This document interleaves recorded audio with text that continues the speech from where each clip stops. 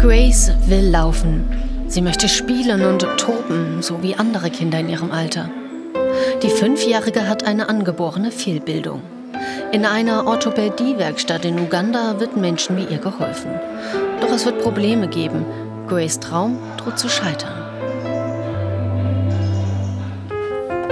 Eine Woche lang begleiten wir eine hessische Hilfsorganisation aus Usingen nach Uganda.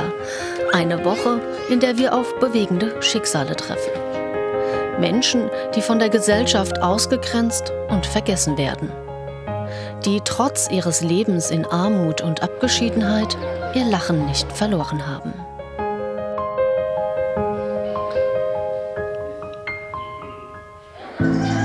Montagmorgen 9 Uhr. Grace soll heute einen Gipsabdruck von ihrem Bein gemacht bekommen. Die 5-Jährige soll am Ende der Woche eine neue Prothese erhalten. Ihre bisherige ist zu klein geworden. Sie wurde so geboren. Hier kann man den Fuß sehen, der eine Fehlstellung hat. Wir wollen den Gipsabdruck nehmen, um eine Orthoprothese herzustellen. Das kombiniert Orthese und Prothese. Wir müssen dabei auf diesen Bereich des Fußes besonders aufpassen. Wenn wir den Fuß nicht stabilisieren, kann sie aufgrund des Drucks nicht laufen. Isaac muss daher alles ganz genau ausmessen. Carsten Schulz aus Usingen hat das Hilfsprojekt Pro Uganda vor 10 Jahren gegründet.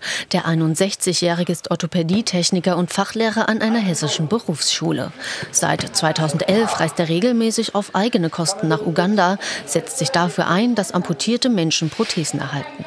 Ich habe hier in Uganda Patenkinder und ich wurde eingeladen und wollte die auch gerne besuchen und bin dann hierher. Habe dann hier vor Ort nicht nur meine Patenkinder kennengelernt, sondern auch die Situation für Menschen mit Handicap. Und das hat mein Herz sehr, sehr bewegt. Daraus ist eben dieses Glaubens- und Herzensprojekt, so möchte ich es mal nennen, geworden. Anfangs versorgt sein Team die Menschen im Freien. 2017 kann Carsten Schulz eine durch Spenden finanzierte Orthopädiewerkstatt errichten lassen. Bis heute hat er über 1500 Menschen helfen können und für sein Projekt sogar das Bundesverdienstkreuz erhalten. Vor Ort arbeiten inzwischen 12 festangestellte Personen, sowohl aus Deutschland als auch Einheimische, so wie Isaac. Der 25-Jährige macht gerade seine Ausbildung.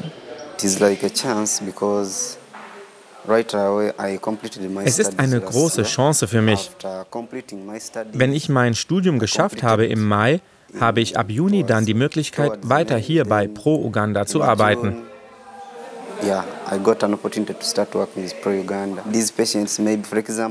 Diese Patienten haben zum Beispiel eine Amputation aufgrund eines Verkehrsunfalls. Sie haben all ihre Hoffnung verloren.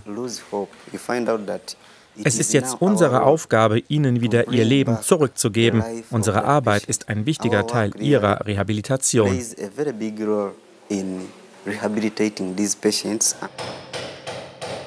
Während Isaac am Gipsabdruck von Grace arbeitet, skeptische Blicke beim Gehtraining nebenan. Auch Mercy will laufen. Als Kind hatte sie einen Verkehrsunfall. Vor 2 Wochen bekam sie endlich eine Prothese. Eigentlich sollte sie längst wieder zu Hause sein, doch das Gehen bereitet ihr Probleme. Werkstattleiter Dieter und Ergotherapeutin Rebecca leben und arbeiten seit ein paar Jahren in Uganda. Mit Mercys Fortschritt sind die beiden unzufrieden. Eine einfache Prothese für eine erwachsene Person kostet in Uganda rund 1 Million Uganda-Schilling. Das sind knapp 250 €, mehr als das durchschnittliche Monatseinkommen. Selbst wer das Geld aufbringen kann, orthopädische Werkstätten im Land sind rar. Das bedeutet auch für die Amputierten, wenn sie ein Problem haben, dann fahren die Hunderte von Kilometern. Die müssen sich nur entscheiden, in welche Richtung. Es gibt hier richtig weiße Flecken. Also man sagt, die nächsten 250 Kilometer ist keine Versorgung da.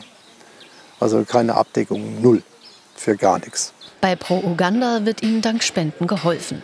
Deswegen ist auch Aida gekommen. Die 28-Jährige ist doppelt amputiert. Sie wurde gelähmt geboren. Früher bin ich auf dem Boden gekrochen. So bin ich auch zur Schule, auf dem Boden kriechend. Das war hart. 2006 wurden mir dann meine Beine amputiert. In einer ugandischen Klinik war das. Aida bekam dort auch Prothesen und Krücken. Die waren allerdings ziemlich schnell unbrauchbar. Als ich damit zurück zur Schule kam, war das erst ein großes Wunder. Aber nach nicht mal einem Jahr war alles kaputt. Ich glaube, es war das Material.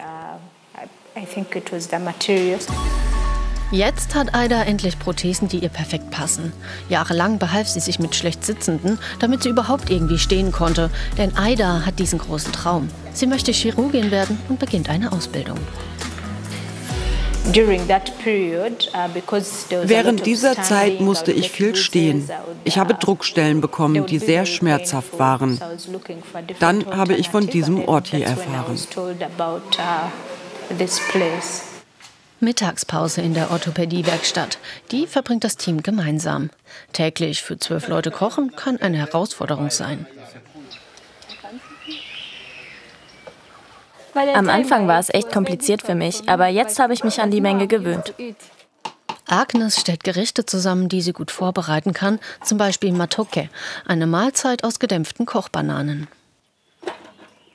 Wenn es Matoke ist, unser Nationalgericht, brauche ich Zeit. Ich muss Bananenschälen in Bananenblätter einwickeln und alles 2 Stunden abdecken. Dann wird es noch einmal zerdrückt und kommt auf die Kochstelle. Am Nachmittag. Aida darf endlich nach Hause. 2 Wochen lang war sie im Patientenhaus, hat gelernt, mit ihren Prothesen umzugehen. Ich bin mir sicher, mein Traum, Medizinerin zu werden, wäre nicht möglich oder sehr viel schwieriger, wenn ich keine Beine hätte, nicht stehen könnte. Ich könnte keine Operationen durchführen. Jetzt kann ich das aber. Und morgen? Stromausfall. Nichts geht mehr in der Werkstatt. War es das jetzt mit der neuen Prothese für Grace? Im zweiten Teil von Bro Uganda.